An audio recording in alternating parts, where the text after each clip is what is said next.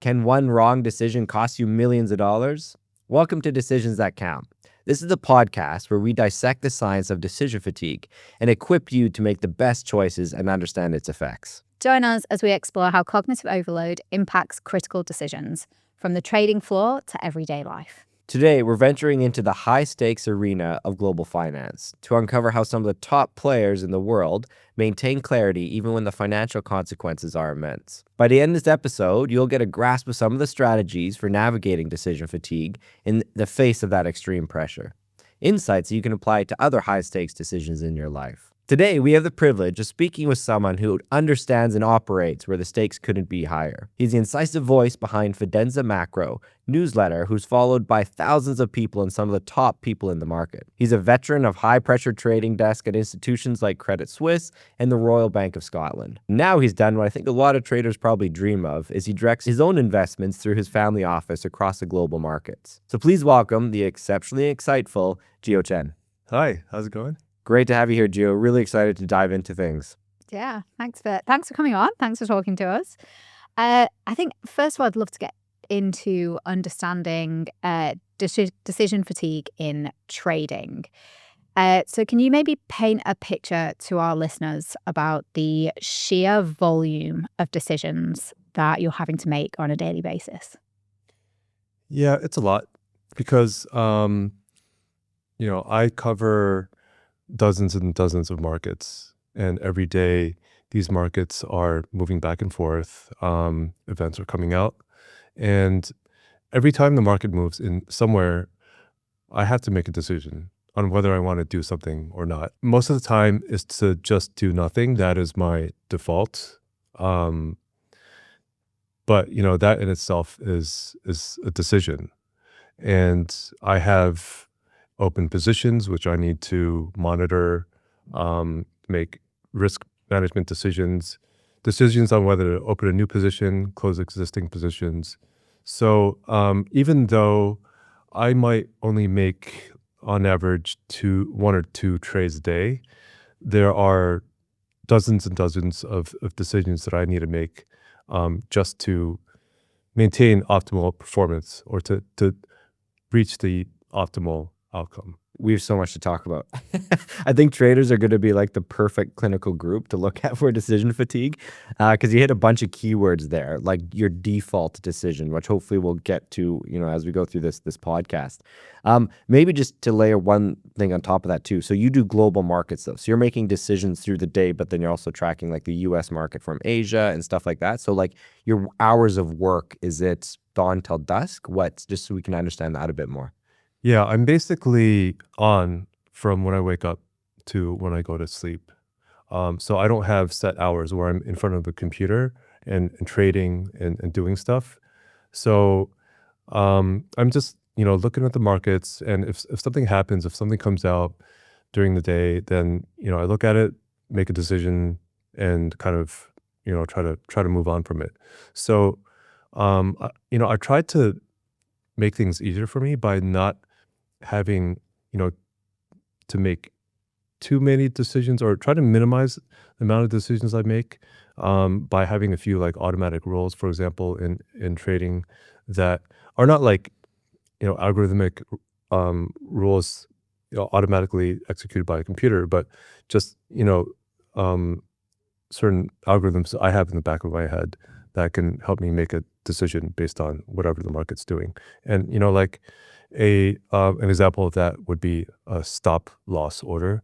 So if a position goes against me and hits a certain, price in the market, then I would exit the position at a loss. Or even if that position is in a profit and it corrects against me, I might have a stop loss order just to, get me out of the position and prevent myself from giving back too many, too much of that profit. I think a lot of what you have naturally come to do is actually combating decision fatigue, and that's why it's such an interesting conversation.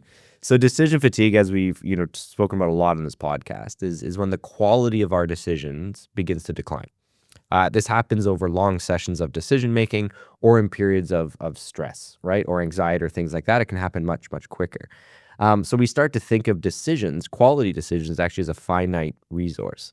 And so what we like to cover on this podcast is showcase decision fatigue in different vocations and situations of life.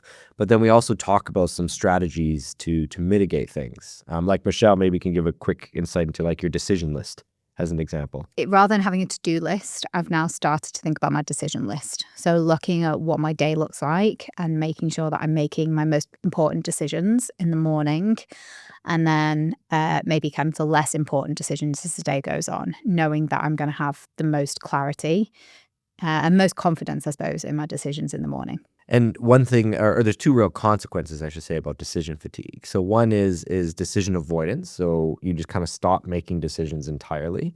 And the other is default decision making. So actually your brain will kind of resort back to what it thinks is or feels is the safest decision, or perhaps something that it's done before. So it's interesting that your default is to not do anything. Is that what you said? But you also have default decisions that you've kind of automated, I suppose, if certain situations align.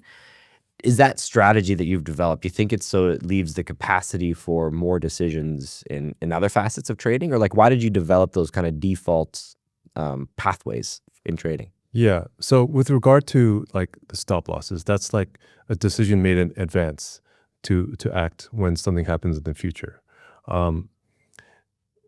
So when we're talking about the default positioning, it's kind of like what my brain, based on whatever psychological state I'm in, is probably going to do in that state. So for example, like if I'm very if I'm on vacation or something and I'm feeling very relaxed, feeling very like, kind of tuning out of the markets, then my default is going to be to do nothing.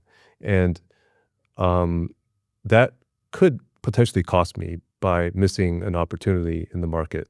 On the other hand, if I'm stressed, if maybe I've had a string of losing trades, the natural inclination for traders is to kind of like try to make it back. It's called revenge trading. So the default decision for many traders in that scenario is to actually take action, to trade more. And so I have to be aware of kind of what my default setting is, or which way I'm leaning, and try to push myself back to like an optimal state where I know I'm making the best decisions, if you know what I mean. Mm-hmm. So will you like preempt your strategy depending on what you're doing? So like if your vacation's coming up, will you kind of have a different strategy knowing that you're a little more checked out at that time? Or because like even the stop loss, I guess you try to make as many decisions that align with your strategy as possible. Is that kind of the thesis? Yeah, that's right. So like if I'm on vacation, for example, and the last 2 weeks, I was on vacation and I was planning to check out, but then the whole like Trump tariffs thing hit. So, I made the decision to kind of just step away from the vacation and go into my trading mode, and to just be more active during those periods. And and that led to a pretty good outcome. Whereas if I was checked out, then I probably would have missed out on a lot of opportunity there. Are there moments during the day where you say that the quality of my decisions isn't like, you recognize when your decisions aren't at the quality you would like anymore? Does that actually happen? Are you conscious of it? When you're talking about times of the day, I had the most energy in the morning, like the first half of the day. So that's the time when like I'll look at my positions and I'll make all these decisions in advance, like where to put my stops, thinking about what I want to do today, for the rest of the week, what positions I want to get into. So that, and I think of these different scenarios that if this happens, then I do that. Evenings, that's kind of when physically and mentally, I'm a little bit more tired. Not to say that I can't make good decisions during that time. I mean, U.S. hours are in the evenings, U.S. financial markets. But during those times, I'm just trying to focus on reacting to what the market is doing rather than making, a whole bunch of decisions during that time. Have you put these protocols in place because maybe unknowingly you've suffered from decision fatigue? It's like you've done these things and all these things are great, and everything that we've learned, these protocols are the exact thing that you can and should do if you're suffering from decision fatigue. Do you feel like you maybe felt it or felt the effects of it? That's a great point, Michelle. And actually, kind of to take it a step further, trading's really interesting because it's one of the few things where your decisions can be very quickly tied to an emotion. Quite often, our decisions, we don't see the repercussions right away, right? So you kind of have this emotional connection that you say traders do revenge trading. It could be maybe decision fatigue leading to a poor quality of decision, and then they get frustrated or angry with it. Just like athletes or video gamers that we've spoken to. So it can also maybe manifest as more emotion. So do you recognize that when you day trade? Is that something that comes out, that frustration even from when you're aware of a poor quality decision? Yeah, for sure. Emotions definitely affect decision making. It can affect, just your default setting. It'll affect the quality of the decision. So, and I've been doing this for like 2.5 decades. So I would say that, I, these protocols that I have in place wasn't anything that I like wrote down on a piece of paper. It's just, years and years of making minor adjustments to see what works and what doesn't. And this is just naturally what has, resulted over all that time. I would say that being very self-aware of my emotional state is really important. And, if I think that this is going to affect my trading decisions, then, I try to do things that correct it or, manage it. Mm.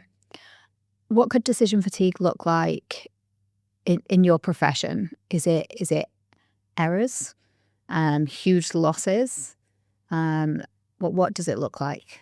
Yeah, or even that clinical trial which we spoke about before is financial analysts. But as the day gets closer to end, they actually start to herd together their opinions and their predictions of whatever is happening. Is so they lose that kind of confidence and they start to just do what other people are doing because they think that's the safer decision. So yeah, to Michelle's point, or herding, is there anything that you've noticed even with your colleagues or other people you've spoken to? Yeah. So I think for me, when I was working at Credit Suisse and Royal Bank of Scotland, we would have days that went from like 7 to 5 when you would be just fielding like all different kinds of trades and having to make actually a lot more decisions under a lot of pressure. And by the end of the day, you'd feel like spent, even though all you did was sit in a chair pressing buttons.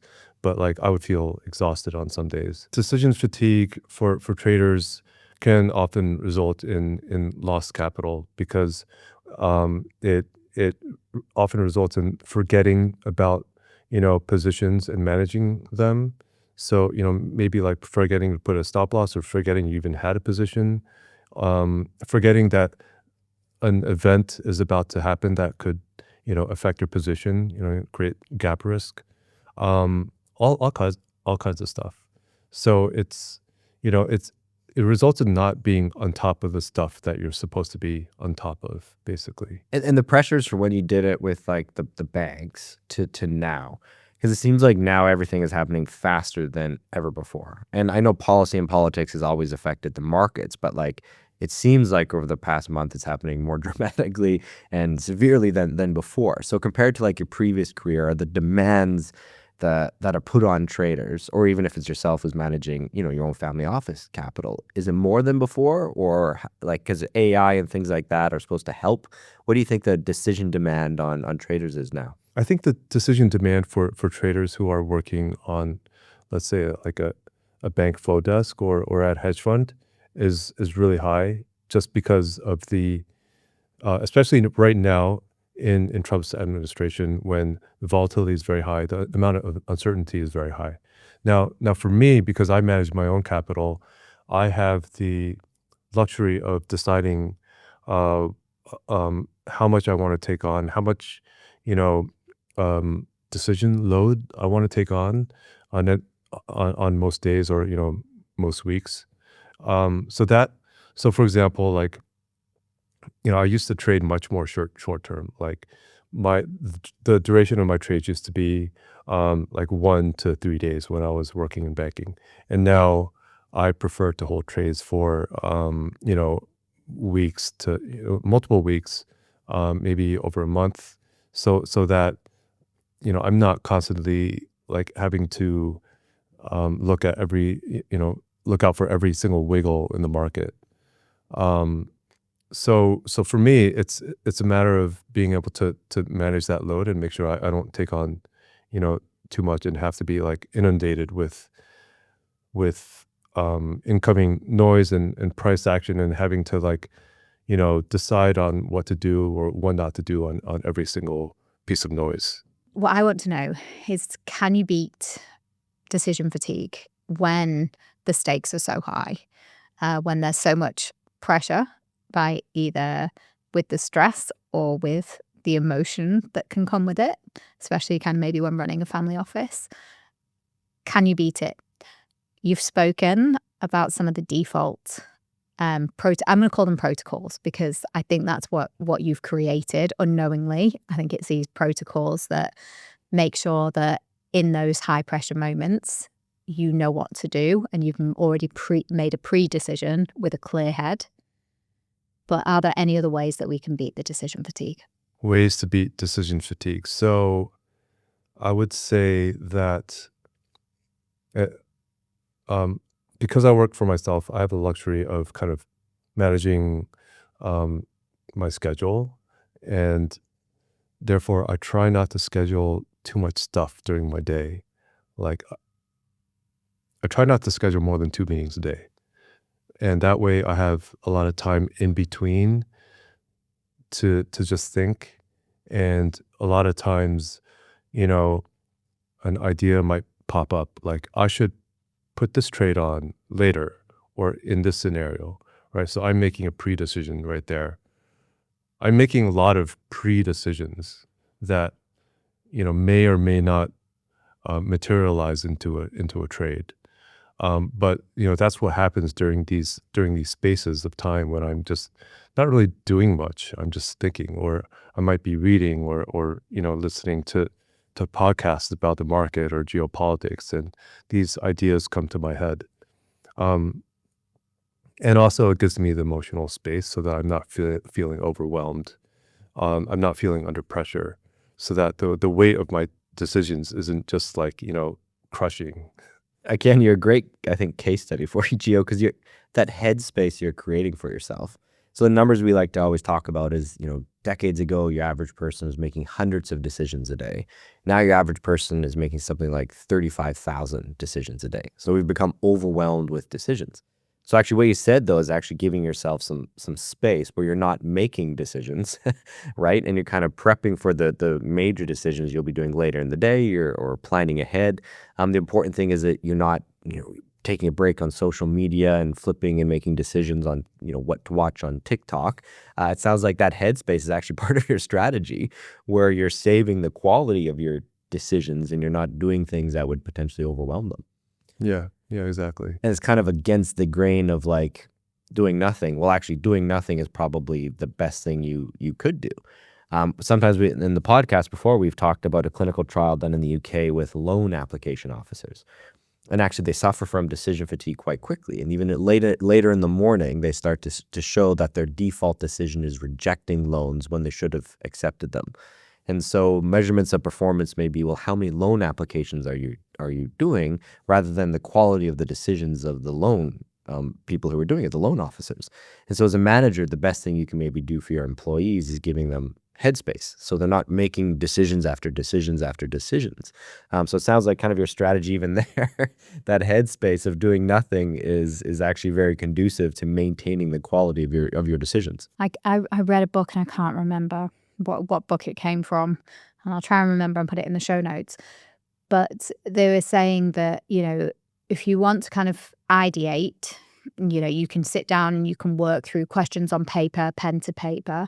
But actually one of the most effective ways to ideate, come up with kind of new ideas, is actually kind of go for a walk. Think about let your mind wander. Let your mind go, just go there. And you can almost let your mind wander with intention. So you can say, I'm going to go for a walk. I'm not going to listen to any music. I'm not going to have a podcast. And I'm just going to let my brain go where it wants to go. But I'd like to try and solve this problem. And like you were saying, is that often that decision just comes, or you get that inspiration or that idea or something just comes to you when your brain's not necessarily working on it in a high pressure environment. I love what you're saying about making these big decisions as pre-decisions, as taking that time to look at the different scenarios and think, in that scenario, I'm going to make that decision. And it's coming from like a place of clarity, and you're quite confident in that decision. If that's going to happen, I made the decision. Whether you act on it or not, the decision's been made. I've never thought about, we talk about protocols to reduce decision fatigue, and I'd never thought of having a pre-decision as one of those protocols. And I think that's awesome. And I think taking maybe a little bit of time, particularly in the morning when you can think more clearly, okay, let's maybe just think about what those scenarios could be and what would my decision in those cases be. I think that's really smart. It's amazing. Yeah, I like the idea of just taking the gap, the space. I mean, you say doing nothing, but actually you are doing something by this pre-planning and stuff. So I think that's super smart, because trading, it seems like more and more faster. Like that's that's my bias towards it. Obviously, I'm not a day trader by any means, but actually taking that pause to make sure that the most important asset is your brain. So making sure that your brain is ready to make those big decisions. I honestly thought it was going to be Wolf of Wall Street. I thought you were going to come in here and say, like, how do I make decisions? I'm like, I take substances and I get it done. I make decisions and then I fail fast and hopefully I recover, big bets. And totally. Everything you're saying is just methodical, though. Like it's very methodical to a very volatile market, right? Like it seems like you have to have knee-jerk reactions, but from what you're saying, actually, it puts a lot of, takes a lot of stress out of it. It seems from my side, at least. Yeah. Yeah. I mean, I think it's a function partly of how long I've been doing this. Yeah. So I need, I've designed the way I make decisions to so I can have like a long, enjoyable career. And not to make like as much money as in as little time as possible, right? I enjoy trading. I want to do it for a long time. I want to make sure that I'm not constantly burnt out. So everything like that we're talking about today is really just me deciding on how do I want to live my life and what kind of emotional state do I want to be in as a trader. And I think also I'm generally just like an emotionally even-keeled person. So I don't have like very big highs and very, low lows. So I think it's also a function of that. Yeah. But going back to what you were saying about letting your mind wander, like I do think that's really helpful. It's something I try to do. I try to be active, go to the gym, play sports. I do like to listen to music. I think listening to music gets me in a really good like flow state, or it really helps to regulate my emotion. So I find that very helpful too. This conversation's been really unexpected for me. And one thing you just said then is like you've designed the way you make decisions. So I caught on to. That's like the quote for sure. I was like, okay, that is like really interesting. Because what we really want to do with this podcast is really get people thinking about the way they make decisions and how they can improve the decisions that they're making. And again, something else I just never thought that you could design the way you make decisions. Yeah, I think it's also about, how are you going to deal with the implications, the repercussions of your decisions? When I started trading, going from like having small risk to large risk, whether that was for the bank or for my own personal capital, the monetary implications of every decision just like is multiplied, and at first it can be stressful because then emotional weight of each decision becomes just a lot bigger. And then, at some point, like any decision could cost me like, hundreds of thousands, if not millions of dollars. And so, I just can't be living my life like this where the weight of every decision is going to just be, crushing me where I can't, function or, like for example, um, I still need to like function like other normal humans and make decisions on like finances or saving money, spending money, and if you know if I was thinking everything in terms of trading capital, like the hundreds or of thousands or millions of dollars that are at stake, then nothing, I guess, um, everything else would be of like little consequence, right? And trading in the markets would just like be everything. So I think it's important for me to like compartmentalize the trading aspect of my life, and the weight of those decisions, and just kind of not compare them to the real world, because that's the only way that I can emotionally survive.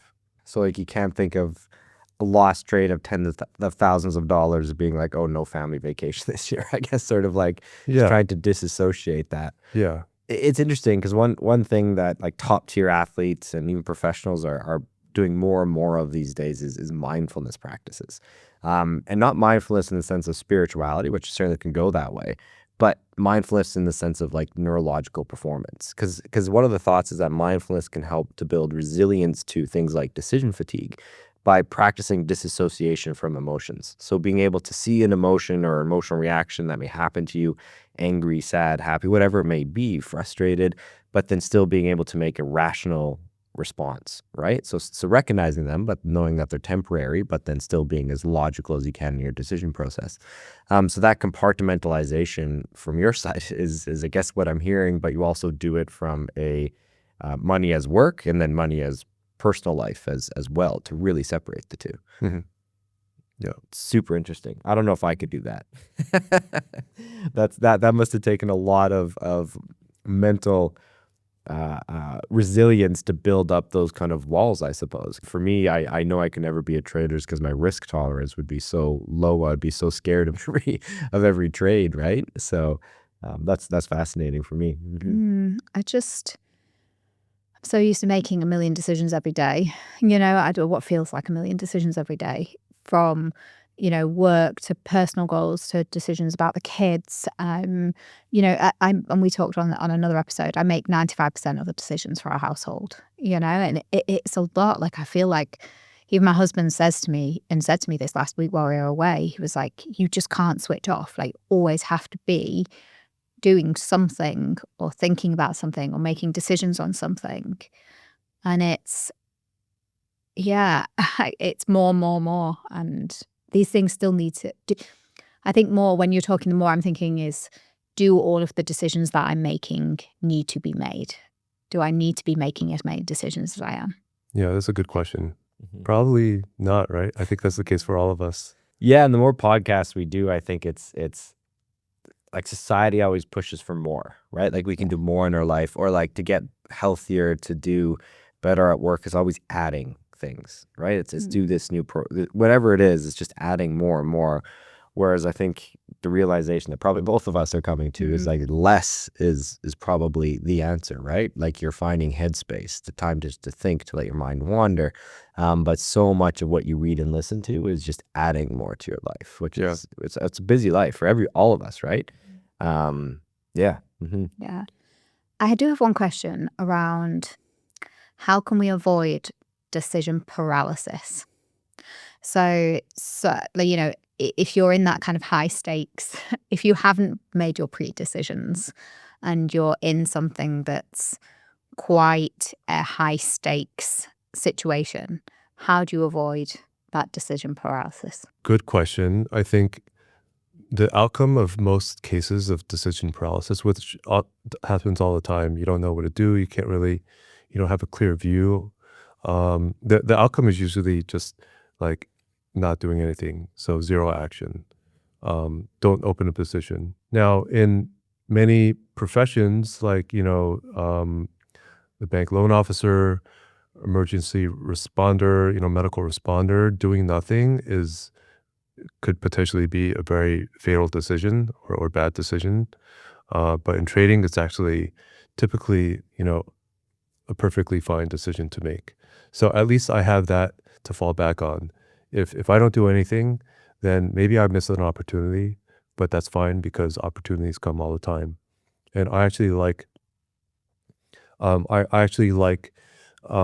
situations where the trade idea comes to me, the opportunity kind of comes into my head, and because I've already thought out the scenario, because I've made a pre-decision in my head, all I have to do is act on it. Those are the easiest trades for me, and often the ones that are the most profitable. The ones that happen where, like, something unexpected happens out of the blue, I feel like a need to do something.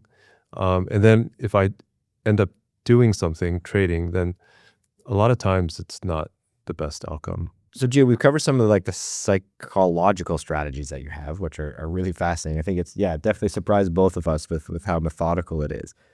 What else do you do from a biohacking perspective? Like, what do you do for you mentioned sleep and exercise, but is there a routine that you found over your years of trading that healthy body, healthy mind sort of idea? What is there any routines or anything you can share with us? What's kind of your hack for staying healthy? Yeah, I would say sleep is definitely important. At least 7 hours of sleep a day is what I try to keep to.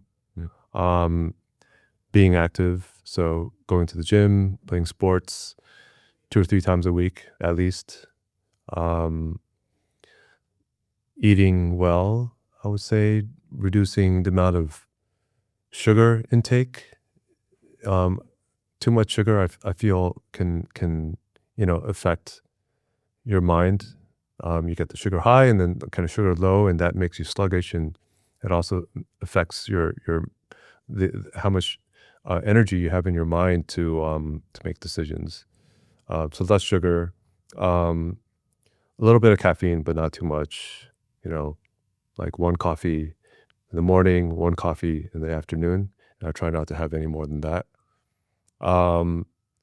Alcohol, over time, my alcohol consumption just keeps going down, less and less and less.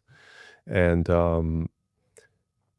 alcohol just affects all these things, like sleep, energy the next day. If I'm under the influence, then, I'm more likely to do the default decision, which is usually nothing. Kind of numbs my emotions as well to the market, and that's often not a good thing. Hollywood has totally lied. No drugs, no, none of that. What Wolf of Wall Street style. Yeah. Yeah. Would that be the normal for trading? I guess you're independent now, so it's you're away from a lot of maybe the craziest of what I would think of traders and commodity traders and whatnot. But no, I mean I would say that in banks and hedge funds, I mean, there's definitely plenty of booze and substances and partying, and all that stuff goes on. And I've been through all that, but I've realized that it's it's not conducive to making money. So it's more like it's a lifestyle that people like to have because they have a lot of money and they like to spend it. But does it actually, help you make better decisions the next day? No, it doesn't. I think people still succeed and make money in spite of all that. just on that, we've obviously kind of, Sean and I have got a very stereotypical view of traders. Sorry if we've offended anybody out there. I think maybe you've talked a little bit about it then, about how to avoid burnout, but also kind of how to maintain sharp decision making when you're working like way into the night. And we know sleep is so important. And we know when you wake up after a good sleep, that is the best time to make good decisions. How are you making good decisions at the end of a 17-hour day? Yeah. So when I was in banking and working Asian hours, I would get woken up in the middle of the night if something happened. And, a lot of times, like, I'd have to make a decision on if I had a position on, whether to close it or if I wanted to open a new one.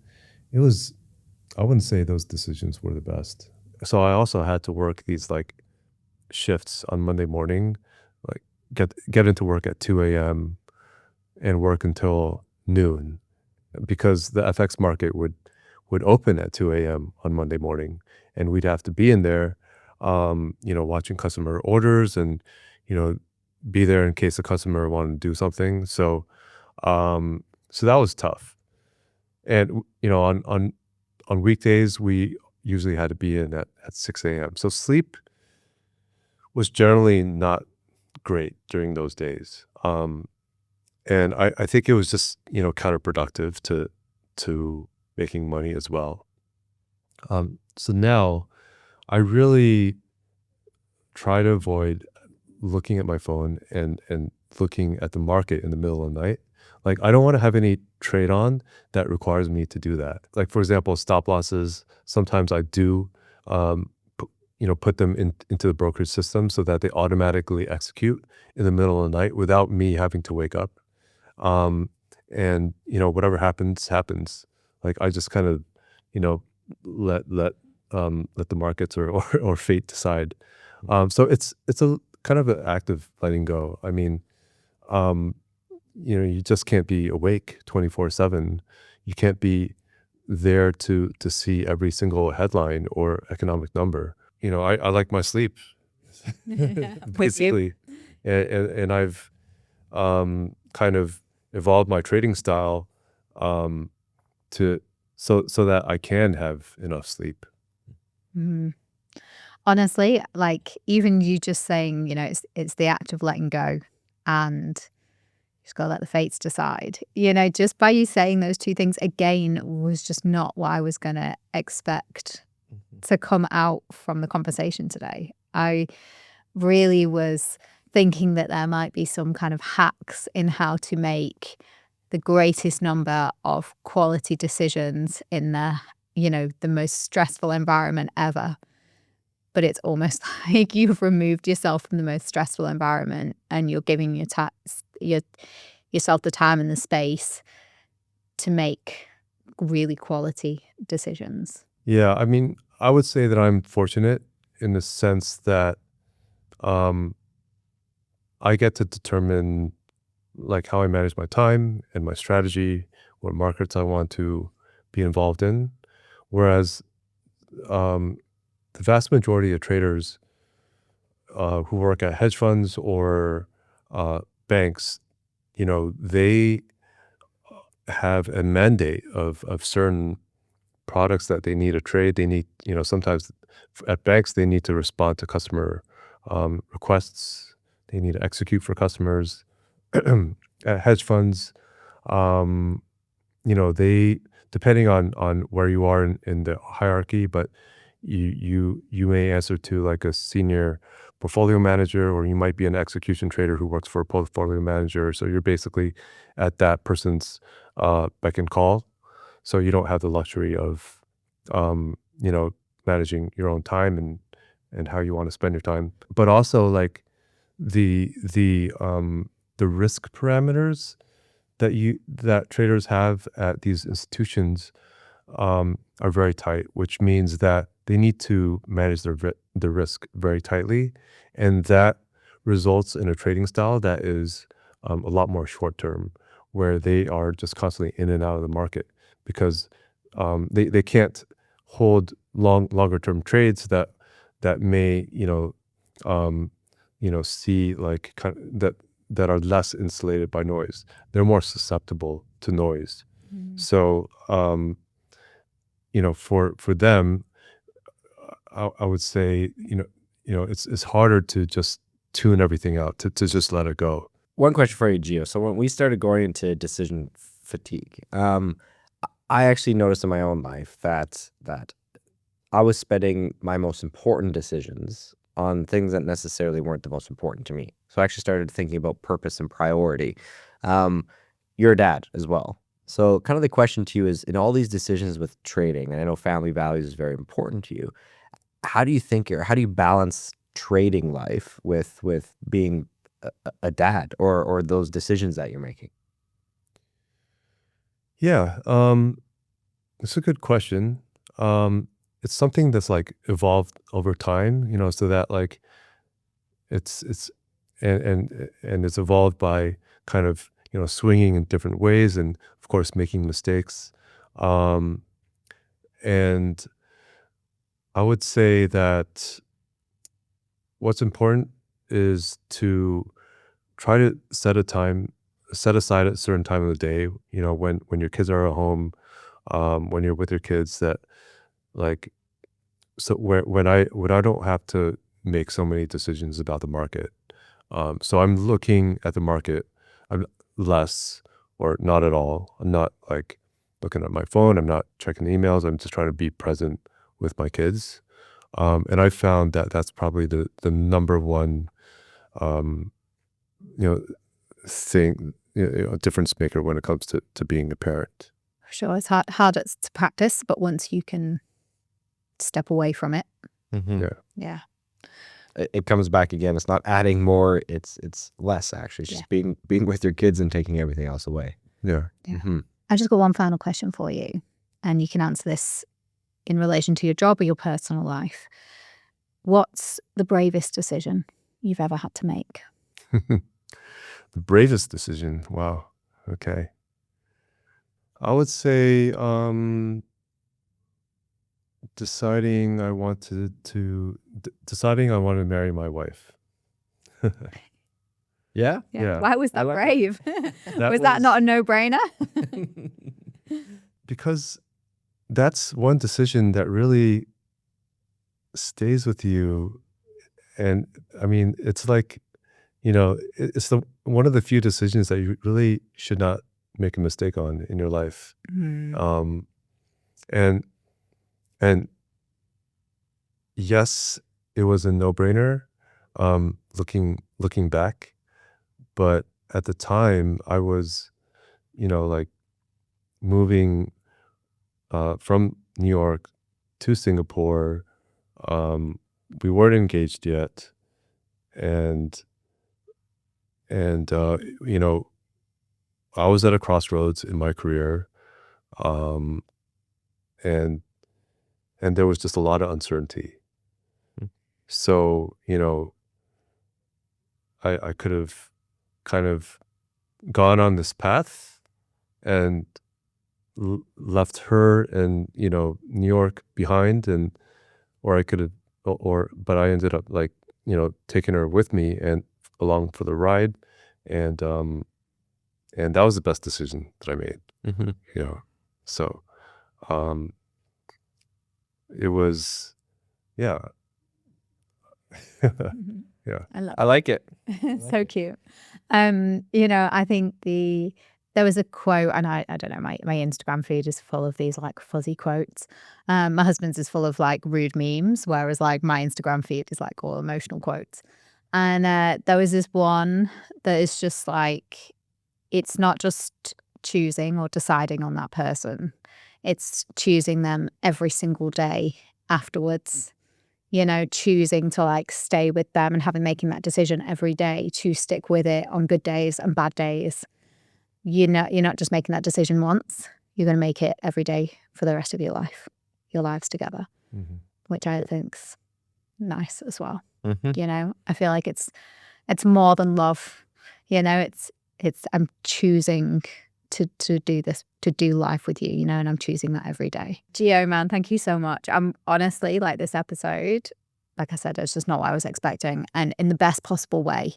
You've given me so much food for thought, and you've given me some protocols that I'm going to take away, and I'm going to now start to design my decision making, and I'm going to start to think about pre-decisions that I can make with a clearer and sound mind. And Really? Okay. Wow. I'm going to I'm glad look to at hear that. reducing my decision load, and hopefully in that kind of act of doing less, achieving more.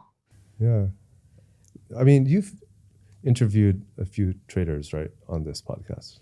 No one No? that does like day type trading, like maybe okay. longer term investments. But yeah, and I echo Michelle, not what I thought either, just how methodical, balanced your approach is to, especially now the market. I thought your responses would be different given the volatility, but it was fascinating discussion. Yeah. Absolutely. Thank you. And the best part is, correct me if I'm wrong, Geo, but you list all of your trades, right? People can join your newsletter and stuff. So there's no secret to what you're actually doing on the market, which is super cool. Is if people are actually interested in following what you're doing, they can get live updates on how you see the market. Your newsletter describes, a lot of the wisdom from your years and what your thoughts are, but then they can track your trades and follow your trades, which is super cool, because it's one of the few times where like people because quite often you hear people online and stuff talking about strategies, but rarely is the money where the mouth is sort of idea. So yeah, to all our listeners, please, we'll put a link to it and check it out. Yeah. Great. I would also follow you as a lifestyle brand as well. So if ever you want to go in, I want more of this energy. Oh, yeah. Maybe we I should agree. talk about that. It's very calming. Yes, I know.